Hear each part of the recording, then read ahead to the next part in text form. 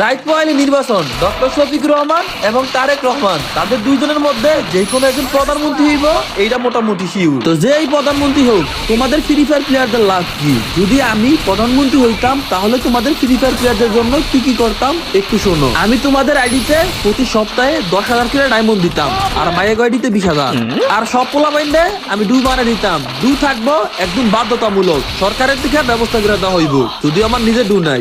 আর বাংলাদেশের সবচেয়ে বড় অপরাধ হইব কিল চুরি। খুনের থেকে বড় অপরাধ কিল চুরি। যদি কেউ কিল চুরি করে তার মৃত্যুদণ্ড ফাঁসি পর্যন্ত হইতে পারে। আর এই নিয়মটা শুধুমাত্র পোলাদের জন্য, কারণ মায়ের এমনি কিল করতে পারে না।